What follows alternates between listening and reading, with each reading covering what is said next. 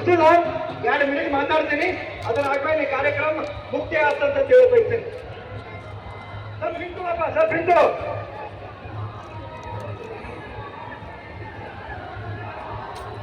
ಜೈ ಶ್ರೀರಾಮ್. ಹಂಗಾಗಲ್ಲ, ನಾ ಜೈ ಶ್ರೀರಾಮ್ ಅಂತೀನಿ, ಜೈ ಜೈ ಶ್ರೀರಾಮ್ ಅನ್ಬೇಕು. ಜೈ ಶ್ರೀರಾಮ್, ಜೈ ಶ್ರೀರಾಮ್, ಜೈ ಶ್ರೀರಾಮ್. ಸನಾತನ ಧರ್ಮನೇ, ಹಿಂದೂ ಧರ್ಮನೇ. ಇವತ್ತಿನ ದಿವಸ ರಾಮನವಮಿ ಉತ್ಸವ ನಿಮಿತ್ತ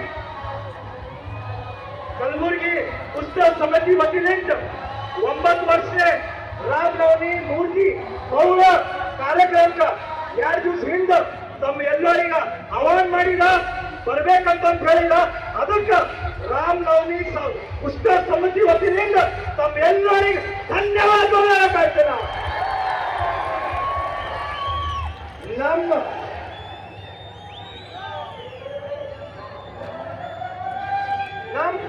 ನಮ್ಮ ನಿಮ್ಮ ಎಲ್ಲರೂ 500 ವರ್ಷ ಹಿಡಿದು ಸಂಕಲ್ಪ ಇಟ್ಟು, ಏನ್ ಸಂಕಲ್ಪ ಇಟ್ಟು? ಅಯೋಧ್ಯೆಗೆ ರಾಮ ಮಂದಿರ ಪ್ರತಿಷ್ಠಾಪನೆ ಆಗಬೇಕು.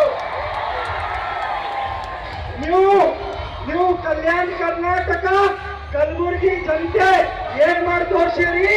ಅಲ್ಲಿ ಅಯೋಧ್ಯೆಗೆ ರಾಮ ಪ್ರತಿಷ್ಠಾಪನೆ ಆಗ್ಯದಂತ ಹೇಳಿ ಇವತ್ತು ದಿವಸ 1 ಲಕ್ಷದ ಹೆಚ್ಚಿಗೆ ಜನ ಬರ್ತೀವಿ.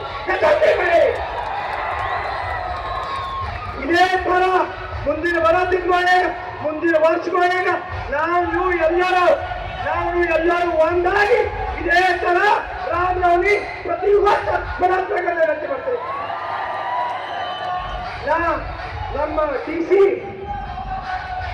ಅವರಿಗ, ಕಮಿಷನರ್ ಅವರಿಗ, ನಮ್ಮ SP ಅವರಿಗ, ನಮ್ಮ RPF ಅವರಿಗ, ನಮ್ಮ ಎಲ್ಲ ಮೀಡಿಯಾದವರಿಗ ನನ್ನ ವಿದ್ಯಾರ್ಥಿಗಳಾಗ ಧನ್ಯವಾದಗಳು ಹೇಳ್ತೀನಿ.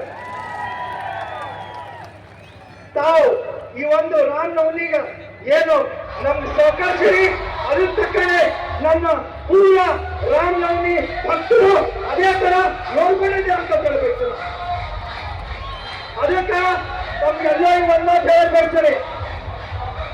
ನೀವು ಎಲ್ಲರೂ ಒಂದಿದ್ರು, ನೀವು ಎಲ್ಲ ಕಲ್ತು ಒಗ್ಗಟ್ಟೆ ಇರೋದು. ಯಾವ ಬೇರೆ ಸಮಾಜ ಎಲ್ಲ ಎಲ್ಲರೂ ನಾವು ಹಡ್ಕೊಂಡು ಬರ್ತಾರೆ ಅಂತ ಹೇಳ್ಬೇಕು.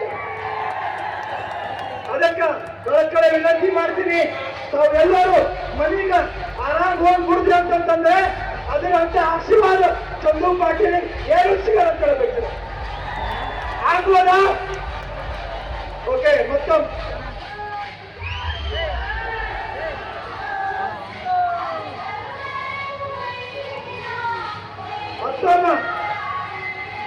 ನಿಮ್ಗೆಲ್ಲ ಜನತೆಗೆ, ನಿಮ್ಗೆಲ್ಲ ಯುವಕರಿಗೆ ನನ್ನ ವತಿಯಿಂದ 3 ಸತಿ ಜೈ ಅಂದ್ರೆ ನೀವು ಒಂದೇ ಜೈ. ನಮ್ಗೆಲ್ಲ ಯುವಕರಿಗೆ